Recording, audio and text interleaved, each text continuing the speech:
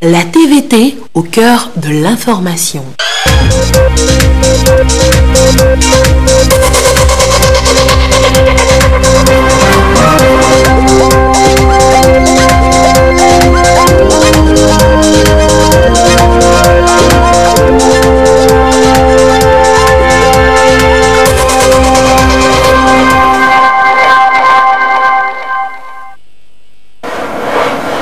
L'exigence d'un service public de qualité, une tournée ministérielle la rappelle aux agents et autres responsables de l'administration dans nos régions.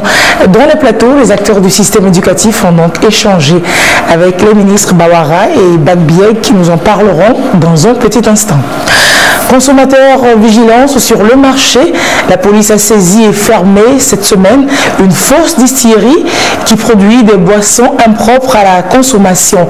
Des boissons contenant notamment de l'alcool médical. Nous en aurons les détails dans ce journal. Bonsoir madame, bonsoir monsieur. Pour un meilleur accès à des services publics de qualité pour tous, une délégation ministérielle est en tournée nationale.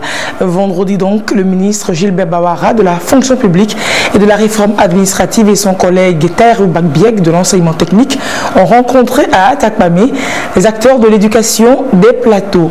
C'était principalement les délégués syndicaux régionaux avec qui les discussions ont porté notamment sur le protocole d'accord relatif au secteur de l'enseignement.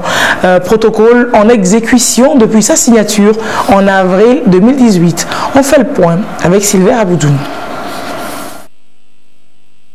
En 2018, un protocole d'accord est signé entre le gouvernement et les acteurs du monde éducatif, accord relatif au système de l'éducation au Togo. Cet accord porte sur plusieurs points de vie et de travail des enseignants. À travers cette rencontre ici à Tapamé avec les différents responsables et les représentants des organisations syndicales du secteur de l'enseignement, le ministre Bawara est revenu sur cet accord et les actions menées par le gouvernement dans ce sens. Nous avons constaté qu'il y avait quelques incompréhensions, quelques malentendus. Nous avons voulu rappeler le contexte dans lequel les discussions avaient eu lieu au sein du groupe de travail de janvier à mars 2018. Les conditions dans lesquelles le protocole d'accord avait été signé en avril 2018 et surtout les importantes mesures, les importants efforts considérables qui ont été faits par le gouvernement pour satisfaire tant soit peu aux aspirations et aux revendications des enseignants. En termes de salaire, au cours des 10 dernières années, c'est le secteur qui a bénéficié le plus d'amélioration en termes salariales. En 2018, il a été possible de débloquer 1 milliard et d'indexer la répartition de ces 1 milliard.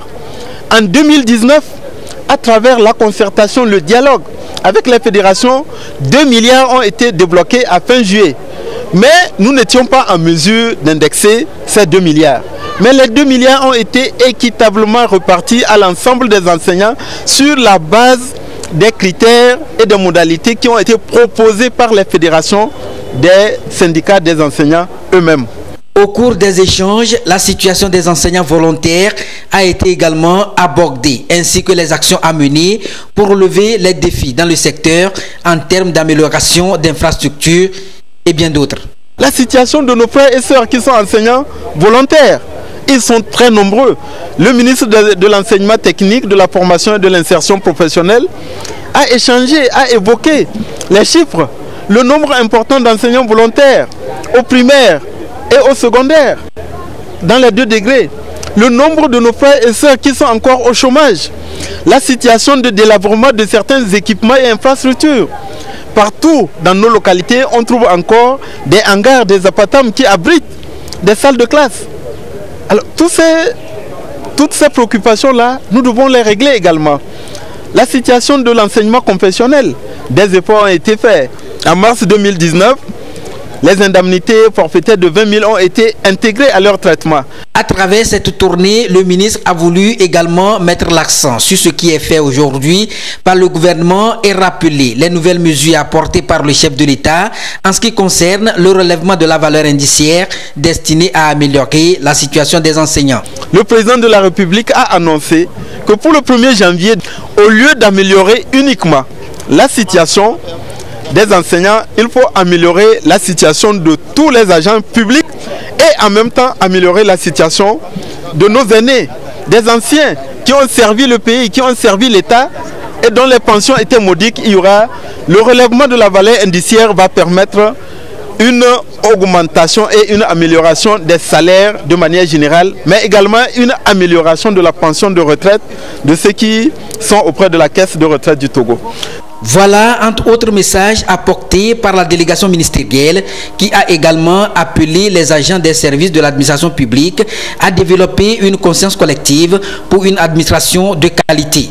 Ces échanges s'inscrivent dans une vaste tournée entamée par le gouvernement qui va se poursuivre dans les autres régions du pays.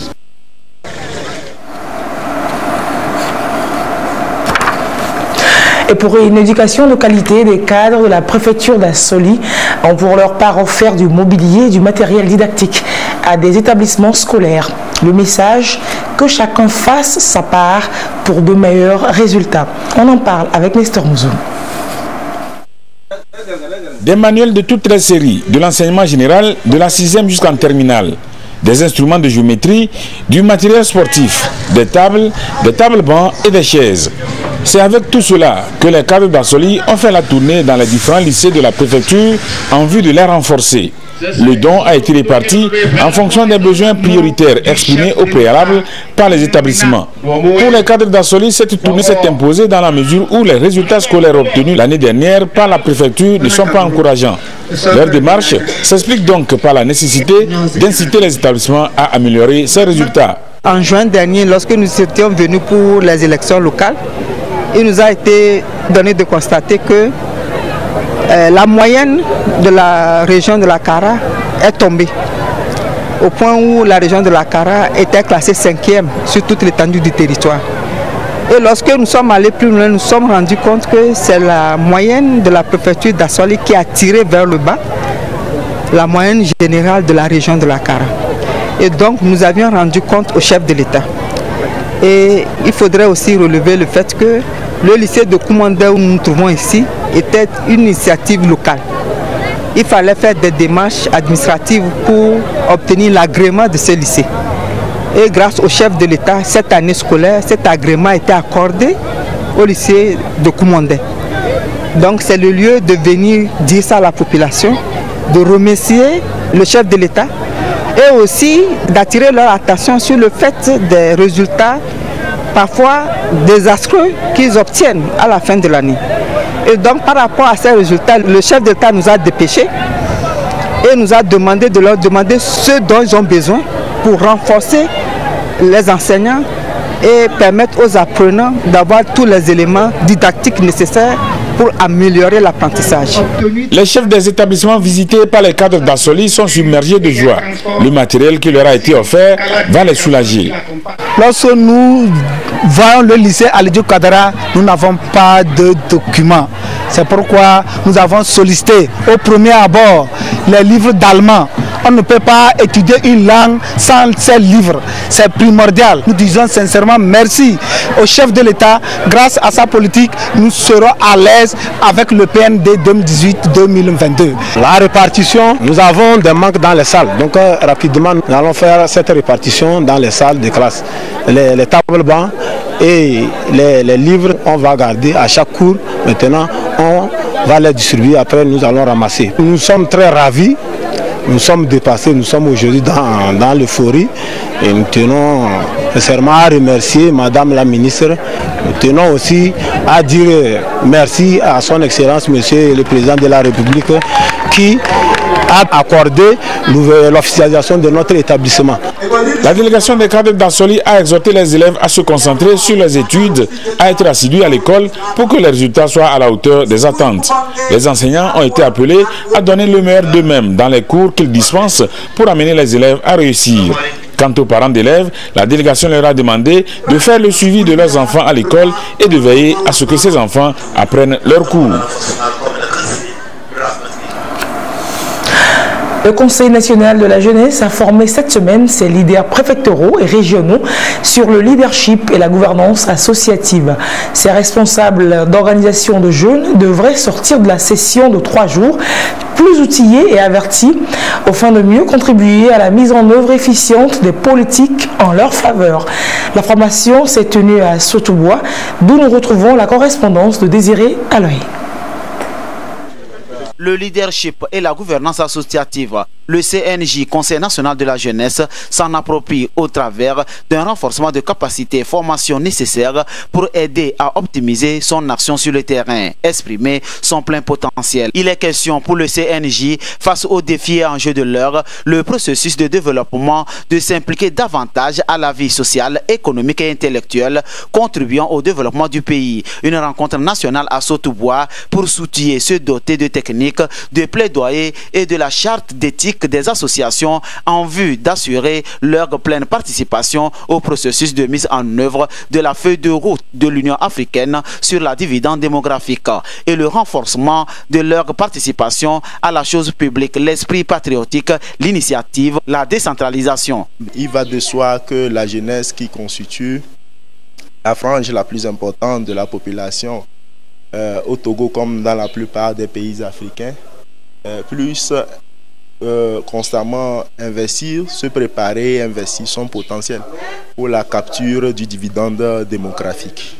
Ce sont les vœux de la jeunesse et nous nous réjouissons que ces aspirations des jeunes soient déjà prises en compte par nos dirigeants dans les différentes politiques publiques et nous les encourageons à l'ouverture à la jeunesse, nous les encourageons à une implication plus accrue des jeunes, nous les encourageons à une multiplication à la multiplication des initiatives favorisant le leadership des jeunes, leur implication à la gouvernance et surtout leur autonomisation en vue de créer à la fois une conscience collective sur les enjeux de paix et de développement, mais aussi un engagement plus accru au niveau local et national. Rencontre qui appelle donc à un repositionnement de la jeunesse par rapport au PND. Les délégations venues de toutes les préfectures du Togo sont des jeunes leaders appelés à tirer leurs camarades pour se mettre au même niveau de compréhension de la charte d'éthique, la gouvernance, la paix et le développement, fondement sine qua non pour mieux se relancer sur la voie d'une émergence et d'un épanouissement réussi. La rencontre cadre avec la célébration de la journée africaine de la jeunesse avec le soutien de l'Union européenne, l'UNFPA et le PROSEMA. Et après les jeunes, nous parlons des personnes du 3e âge. Elles sont pleines de potentiel à valoriser. Il s'est tenu donc à Tapamé le Forum national des personnes âgées. L'on a réfléchi ensemble avec la ministre de l'Action sociale et ébauché des pistes de protection et de promotion de cette frange de la population. Sylvain Raboudou pour le compte-rendu du forum. Le nombre des personnes âgées qui était de 337 000 en 2010 est passé à 375 000 en 2017 au Togo. Ces chiffres de l'INSID, Institut national de la statistique et des études économiques et démographiques, montrent à suffisance que l'effectif des personnes âgées va de plus en plus croissant. Il faut donc explorer des pistes pour voir de quelle manière les accompagner pour améliorer leur protection en matière de santé, par exemple. D'où ce forum national des personnes âgées premier du genre dont l'objectif consiste à réfléchir sur des mécanismes susceptibles de promouvoir une dynamique destinée à asseoir une meilleure protection et valorisation du potentiel des personnes du 3e âge. Nous allons montrer les mécanismes de protection et de promotion des personnes âgées que le gouvernement togolais a mis en place pour la cible. Et ensemble également, les personnes âgées et tous les techniciens ici présents vont réfléchir sur les stratégies de mobilisation de ressources, les cadres de partenariat que nous pouvons mettre en place afin de mettre en place des actions pour la protection des personnes âgées dans notre pays. Ce forum est un engagement du ministère en charge de l'action sociale, un cadre de discussion pour permettre aux différentes parties prenantes de trouver des voies et moyens et des orientations pour consolider leur acquis en vue de faire du Togo un pays émergent où les inégalités sont de plus en plus réduites, contribuant au développement et à une meilleure inclusion sociale. Ceci dans la perspective de créer un environnement plus protecteur et plus épanouissant pour les personnes âgées. L'augmentation de cette frange de la population nous interpelle sur la nécessité de veiller à leur inclusion dans les politiques et stratégies nationales. C'est dans cet esprit que, s'appuyant sur le préambule des objectifs de développement durable adopté en 2015 par les Nations Unies, qui stipule que dans cet agenda international, personne ne doit être laissé de côté, vise à consolider le développement social et à renforcer les mécanismes d'inclusion. À travers ce forum, les parties prenantes vont être édifiées sur les politiques et stratégies de protection et valorisation du potentiel des personnes âgées, mais aussi va servir de plateforme pour proposer des actions concrètes et pertinentes pour le renforcement de la solidarité communautaire en faveur de cette cible.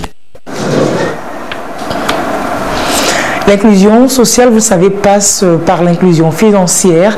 La direction de la promotion de la finance inclusive en tournée de sensibilisation et de formation était face aux microfinances, partenaires de la FNFI de la région centrale. Une activité d'éducation financière pour cerner la gestion du crédit. On en parle avec Désiré Aloye.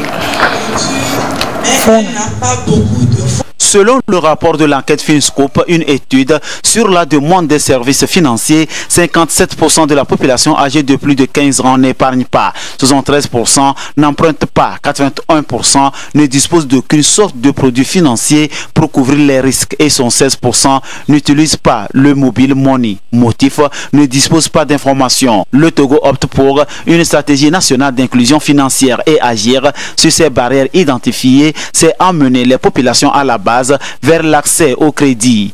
La DPFI, Direction de la promotion de la finance inclusive en tournée de sensibilisation et de formation. À ce côté, elle est au contact des populations membres des microfinances partenaires de FNFI. Le problème que nous rencontrons dans les institutions de microfinance, les questions d'impayés sont liées pour la plupart des temps à la méconnaissance de la chose financière.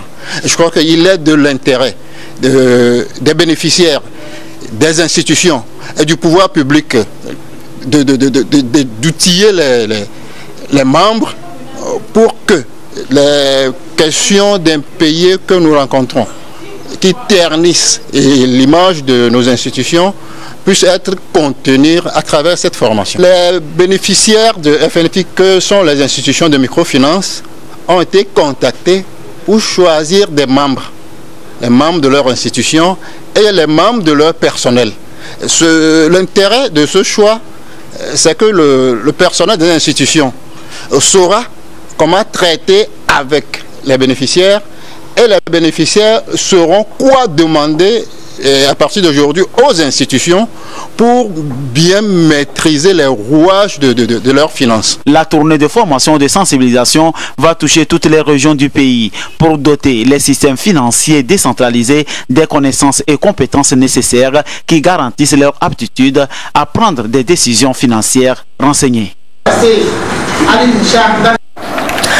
C'était donc l'activité d'éducation financière offerte par la direction de la promotion de la finance inclusive aux microfinances, partenaire donc du FNFI. Les jeunes entrepreneurs de l'agrobusiness au Togo vont bientôt voir réduits les frais d'analyse réglementaire au niveau de l'ITRA. L'Institut togolais de recherche agronomique a reçu un don d'équipement de laboratoire, don du ministère du Développement à la base, de l'artisanat et de la jeunesse. C'est dans le contexte du Paillège SP, le projet d'appui à l'employabilité et à l'insertion des jeunes dans les secteurs porteurs. Edwige Atakba Bassabi et Clarisse Atikle étaient à la remise de dons. Voici le reportage. Le projet d'appui à l'employabilité et à l'insertion des jeunes dans le secteur porteur PAEJ-SP renforce les performances de l'Institut togolais de recherche agronomique ITRA. Avec de nouveaux équipements de laboratoire, l'ITRA va davantage assurer efficacement sa mission principale, le contrôle de la qualité et la certification des produits agroalimentaires. Avec ce matériel, nous sommes en mesure de faire les analyses, les doser les résidus des pesticides au niveau des aliments, et comme ça, et si un promoteur a besoin d'exporter son produit, que ce produit n'aille pas revenir parce qu'il contient des contaminants. La Banque africaine de développement BAD, partenaire financier du PAEJ-SP, a apporté son concours en dotant l'ITRA de ses équipements estimés à environ 135 millions de francs CFA. Et à travers ce projet, non seulement nous appuyons le gouvernement dans la création de l'emploi et de la richesse, nous voulons aussi renforcer les capacités des ministères, des instruments qui sont sous le gouvernement pour permettre d'optimiser leurs capacités. C'est un acte qui offre aux jeunes entrepreneurs bénéficiaires du PAEJ-SP une réduction de 50% sur les frais d'analyse réglementaire de leurs produits à l'ITRA. Il permet également à l'ITRA d'optimiser la productivité à travers des analyses physico-chimiques fiables avec comme finalité la mise sur le marché des produits agroalimentaires de qualité qui garantissent la sécurité alimentaire et nutritionnelle. L'innocuité des aliments a été érigée comme un des piliers de la sécurité alimentaire à juste titre. Et donc doter le laboratoire alimentaire de l'Institut togolais de recherche agronomique de ces équipements performants, c'est assurer la sécurité alimentaire et nutritionnelle des populations au nom du gouvernement, au nom du chef de l'État, au nom de ma collègue, Madame la ministre du Développement à la base. Nous tenons à féliciter la base pour ses performances remarquables et surtout pour avoir obtenu le rehaussement de son capital qui lui donne aujourd'hui les capacités à apporter des réponses beaucoup plus structurelles aux besoins immenses de l'économie africaine. Le PAEJ-SP, mis en œuvre depuis 2016, est basé sur l'approche chaîne de valeur et le développement des agro-industries est prévu pour une durée de 5 ans, 2016-2020. Il a déjà créé 25 506 emplois directs, 88 116 emplois indirects avec plus de 3 milliards de francs CFA alloués aux jeunes entrepreneurs des chaînes de valeur promues, notamment la filière maïs, soja, manioc, petits ruminants et volailles. Et politique, dans ce journal, le directoire de la convergence patriotique panafricaine CPP, issu du congrès extraordinaire du 26 octobre dernier, a rencontré les délégués de la fédération du parti du Grand Lomé. Après une séance d'échange, l'Assemblée générale a accouché d'un nouveau bureau. Isaac Aruna était sur place pour la télévision togolaise. Son reportage est présenté par Sonia Aminipo. À cette rencontre, le directoire de la convergence patriotique panafricaine CPP a échangé avec les délégués des différentes sections de Lomé. Ensemble, ils ont discuté des nouvelles orientations du parti et surtout des stratégies de mobilisation. Deux missions majeures dont a été investi le directoire au cours du congrès extraordinaire. Dans le déroulement de son programme adopté au dernier congrès extraordinaire le 26 octobre dernier. C'est vrai, nous avons reçu un cahier de charges et le premier point inscrit à l'ordre du jour de ce cahier de charges, c'est de redynamiser les structures et les fédérations des partis. C'est la raison pour laquelle, quelques jours après, nous avons pu rassembler le Grand Lomé pour en faire alors une nouvelle fédération, une grande fédération pour pouvoir alors remobiliser les militants, les adhérents de notre grand parti. Nous aurons bientôt un congrès. Le congrès ordinaire va alors proposer un cahier de charges. Le mini cahier de charges, c'est de remobiliser tous les adhérents et tous les militants et les sympathisants de ce parti qui, pour des raisons diverses, ont dû prendre congé alors de ce parti-là. Il faut les remobiliser pour que au congrès ordinaire dans quelques mois puisse être un grand congrès de redynamisation et de nouvelles rotations. La prochaine étape, ce sera une autre préfecture. À la veille de la présidentielle de 2020, la CPP veut donc se donner une nouvelle santé politique. Une tâche que la coordination du directoire trouve difficile mais pas impossible. Au cours de la rencontre, il a exhorté les membres du nouveau bureau fédéral du Grand Lomé à s'armer de courage pour être des militants de la lumière sur la route de la démocratie au Togo. Et à l'étranger, encore des morts ces derniers jours au Burkina Faso et au Mali. Le terrorisme a encore frappé dans le Sahel. La situation devient de plus en plus préoccupante, autant et tellement que l'on parle de nouvelles stratégies de lutte contre le terrorisme. Un émissaire de la France était d'ailleurs en tournée dans la région sur la question. On précise tout cela avec Augustin Kossi. Au coucher, 37 morts au Burkina Faso. Au réveil, 49 au Mali. C'est le triste décompte alors que les attaques terroristes se multiplient contre les camps militaires. Cela semble provoquer une onde de choc dans les esprits dans la zone dite de 3 frontières, Niger, Burkina Faso et Mali. Et pour combien de temps encore? Au-delà de la multiplication des attaques terroristes et djihadistes, l'étendue du territoire à sécuriser et le manque de moyens pour la force conjointe G5 Sahel reste autant de difficultés pour les États. Dans ces situations, l'existence et la stabilité sont mises à rude épreuve dans le Sahel et dans le Sahara. Il faut tout reconstruire, tout reconquérir. Dans cette équation, il faut ajouter aussi la pression démographique qui augmente, la criminalité organisée, les trafics de tout genre et les migrations clandestines. Cela implique que les armées des États concernés doivent être mises à la hauteur des défis au plan sécuritaire, des formations, équipements, moyens de projection et soutien technique. Dans ce contexte de menaces et risques, la France annonce une nouvelle opération dans la zone des 3 frontières, Bourgou 4, une opération militaire conjointe avec les forces burkinabées pour sécuriser cette partie du Sahel. Pour l'heure, le rayon d'action des groupes terroristes s'étend de Kidal aux frontières Burkina Faso-Côte d'Ivoire, Mali, Mauritanie jusqu'au lac Tchad. Barkhane à elle seule n'y peut rien. Bourgou 4 va opérer donc depuis le Niger et Mali, mais ce ne sera pas suffisant, préviennent déjà les analystes des questions sécuritaires au Sahel. Dans la foulée, Florence Parly, la ministre française des Armées en tournée dans le Sahel, parle d'une nouvelle stratégie de la France dans la région. Une nouvelle opération Takuba qui met les armées nationales en première ligne et les forces étrangères en appui. Des renforts composés des troupes spéciales européennes et onusiennes. Cette annonce revêt une importance à la fois politique et opérationnelle. La situation sécuritaire dans la bande sahélo-saharienne dégradée reste donc à définir la chaîne de commandement de Takuba. Sous l'opération Barkhane, Sabre ou encore les forces spéciales. Florence Parly a échangé aussi avec le Tchad, le Mali et le Burkina Faso sur les outils non militaires pour gagner le combat contre le terrorisme. Élargir le champ de coopération d'abord aux forces de sécurité intérieure au travers de la police et de la gendarmerie. Et puis également étendre le G5 à d'autres pays de la CEDEAO. Encore faudra-t-il arriver à un changement de paradigme conséquent. Au Mali, on parle d'une union sacrée autour de l'armée nationale. En tout cas, la guerre s'enlise. La menace est diffuse. La force conjointe G5 Sahel est en manque de moyens. La force française Barkhane et les forces spéciales sont critiquées. Dans ces situations qu'on pourrait qualifier d'ordre mondial d'insécurité, la mutualisation des efforts et des forces, n'est-ce pas, capitale.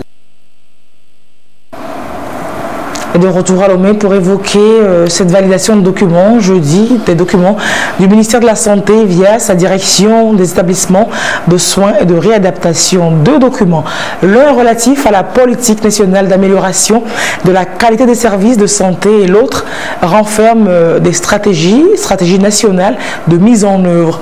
Les 2 documents vont permettre à l'ensemble des acteurs du système sanitaire de prendre des mesures nécessaires à l'octroi de services de santé de qualité à tous les citoyens. Innocentia Agnama et Dodo Waré pour le sujet. Grâce au Plan national de développement sanitaire PNDS, le Togo a amélioré la qualité des soins dans plusieurs hôpitaux et districts sanitaires. Mais les défis sont encore énormes et une politique nationale d'amélioration de la qualité de services et de santé est en cours de mise en œuvre pour répondre davantage aux besoins des populations. 2 documents relatifs à cette nouvelle politique vont être validés. Aujourd'hui, nous sommes dans la dynamique de la couverture sanitaire universelle et des activités se font dans nos différentes structures sanitaires. La vision actuelle du gouvernement, c'est la qualité des services de santé. C'est l'une des raisons pour lesquelles ces deux documents sont élaborés avec comme axes principaux la coordination des activités, la mise en place des outils de qualité dans tous les domaines, ressources humaines, ressources matérielles, équipements, dans le but de satisfaire les patients que nous servons. Et suite à la validation, il y aura des plans opérationnels pour la mise en œuvre des deux documents. Ceci illustre une fois encore la détermination du Togo et ses partenaires de la santé, notamment la GIZ, à mettre en place un système de santé performant, accessible, équitable et de qualité, capable de satisfaire le droit à la santé de tous, en particulier les plus vulnérables. Aura une idée de la santé. Consommateurs, vigilance sur les marchés, je vous le disais en titre. La police nationale a saisi cette semaine une importante quantité de boissons frelatées fabriquées dans une fausse distillerie à Sobosito, dans la préfecture d'Agouenivé. Ces boissons contiendraient de l'alcool éthylique, normalement destiné à l'usage médical et donc impropre à la consommation humaine. Les boissons et l'usine saisie ont été présentées à la presse. Regardons avec Aimé Alpha, Gisèle Kozona et Abile Nyasimbe. 210 cartons de boissons frelatées saisis par les forces de l'ordre et de sécurité togolaises. Voici l'usine de fortune. Ce dispositif intervient dans la fabrication des boissons. Les bouteilles utilisées pour la conservation de la boisson sont achetées un peu partout et mises au propre par les employés de l'usine. En l'absence du propriétaire, le chef du personnel décrit la procédure de fabrication. C'est pas boisson locale, c'est médicament, ça que les ventes. Le nom de la société c'est Soutrap. On va le produire au grand marché. Les gens ne viennent pas ici faire commande. Les forces de l'ordre et de sécurité invitent la population à plus de collaboration en vue de stopper ces usines qui fabriquent des produits nuisibles à la santé. Et nous avons été saisis de ce que des individus se livrent à la fabrication des liqueurs frelatées dans une maison. Sur le champ, nous sommes déplacés et il s'est avéré que cette information est confirmée. Ces liqueurs sont essentiellement fabriquées à base du gingembre, de certaines racines et de l'alcool éthylique. Soulignons que l'alcool éthylique est à usage médical. Sa consommation n'est pas appropriée. Comme nous tendons vers la fin de l'année, c'est le lieu d'appeler la population à plus de vigilance. Les enquêtes se poursuivent, mais c'est la justice qui décidera du sort de cette usine implantée au Togo depuis 3 ans dans le quartier Agoué Sobosito. Les populations du canton de Nadjoundi, dans la préfecture de Saint-Cassé, ont donc conduit samedi leur chef à sa dernière demeure, carnet noir dans ce journal. Donc, c'est à l'issue d'obsèques auxquelles ont pris part des autorités politiques, administratives, militaires et religieuses, au devant desquelles le ministre Tchédé Issa Kamfitine, représentant personnel du chef de l'État Fornia Singbe. Le ministre était porteur d'un message du président de la République à la famille éplorée et à l'ensemble de la population de Nadjoundi. La messe d'enterrement a été précédée d'une cérémonie d'hommage officielle qui s'est déroulée dans la cour de l'illustre disparu qui a vécu quand même pendant 103 ans. Le compte rendu de l'ensemble des obsèques dans ce reportage de Chaznam Baga. Un extrait. Sa Majesté Kenkamog, chef canton de Nadjoundi, comme son nom l'indique, a vécu comme un grand figuier hospitalier. Il reçoit ici des hommages à la hauteur de ses bienfaits. Famille, chef traditionnel, association des médaillés de l'Ordre national du Togo et autorités administratives ont tous unanimement salué les qualités d'un chef hors pair, fidèle à ses convictions, un grand artisan de paix à la charité légendaire, dont le souci premier est le bien-être et le développement de sa communauté. Dans un message lu par le ministre Tchédé Issa Kamfitine, le chef de l'État, Fort Essozemna Nyazingbe, s'est joint à cet élan de reconnaissance populaire en soulignant le caractère rassembleur de l'illustre disparu. J'ai été profondément attristé par la nouvelle du décès de Kunkwak Djamongu Mwadja Pascal, votre chef de canton dans sa 103e année. Fidèle porte-voix de la population de Nadjoundi, Mouatidia Pascal s'est engagé dans la défense des valeurs de paix et de vivre ensemble sur l'ensemble du territoire cantonal. Kunkwak Djamongu, qui nous quitte définitivement aujourd'hui, s'est montré en toutes circonstances comme un remarquable serviteur de sa localité, de notre nation et un infatigable garant des us et coutumes. C'est pourquoi je souhaite que tous ceux qui l'ont connu et côtoyé pendant son règne portent le relais de ces appels à la cohésion de toutes les filles et fils de Nadjoundi. En ces moments douloureux, je voudrais adresser à la famille et aux proches de l'illustre disparu, ainsi qu'à l'ensemble de la population du canton de Nadjoundi éprouvé, mes sincères condoléances, auxquelles je joins la solidarité de tout le peuple. Après ces hommages officiels, le chef canton Kunkwak Djamongu Mouatidia est conduit à l'église Christ-Roi de Nadjoundi où une messe est dite en sa mémoire. Exceptionnellement, il est chanté un Gloria en reconnaissance à l'exemplarité de sa vie chrétienne.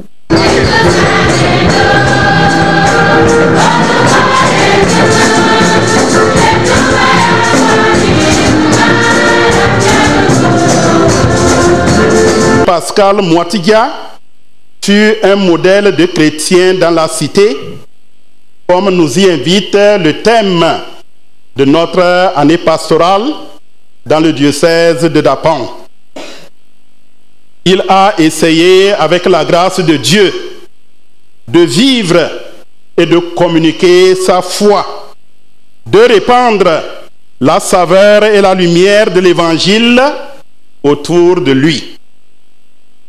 La configuration de cette nombreuse assemblée, venue de tous les horizons et de toutes les couches sociales, de toute obédience religieuse et politique, témoigne avec éloquence ce que fut la vie de Papa Pascal Mouatidia.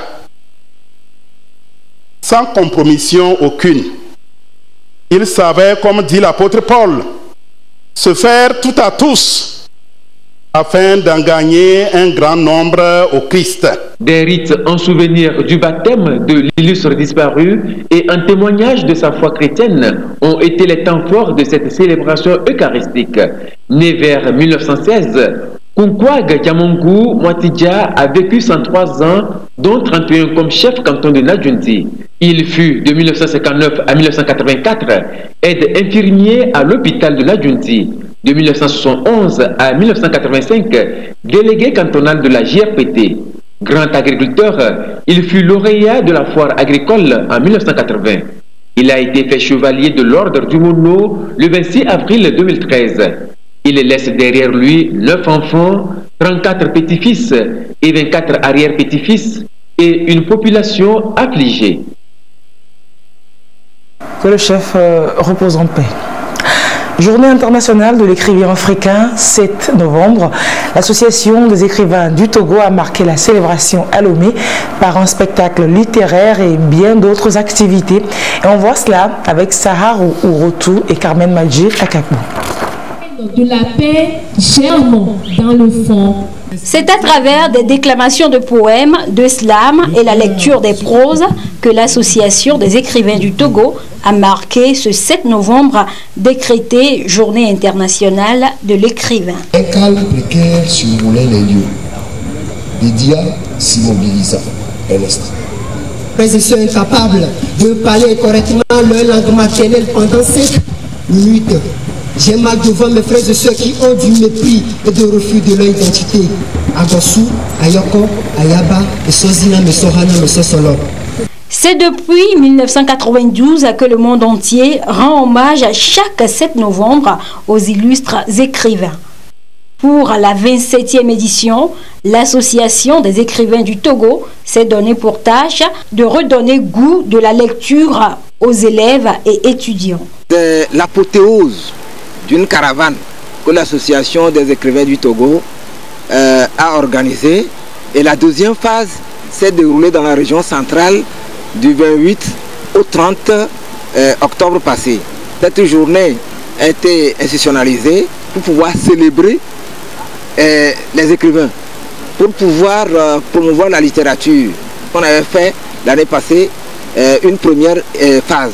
Et donc cette deuxième phase-là qui nous a conduit dans la région centrale a consisté à aller dans les établissements, dans les CEG et dans les lycées de la région centrale pour inciter les enfants à la lecture. C'est un spectacle littéraire bien agrémenté à couper le souffle au mordu de la chose littéraire. L'initiative est à saluer.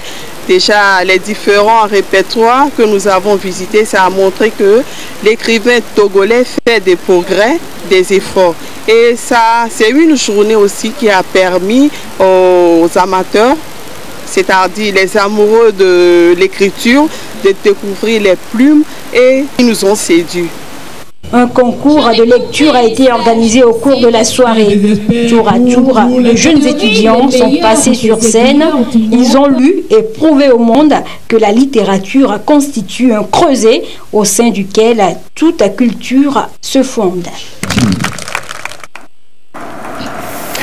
Et c'est sur cet événement, invite à la lecture, que nous bouclons ce journal. Merci de l'avoir suivi. Passez une très belle semaine en compagnie des programmes de la télévision togolaise. Déjà ce soir à 22h30, vous avez rendez-vous pour la dernière édition de ce jour avec Ekwe Sala. Très belle soirée, au revoir et à très bientôt.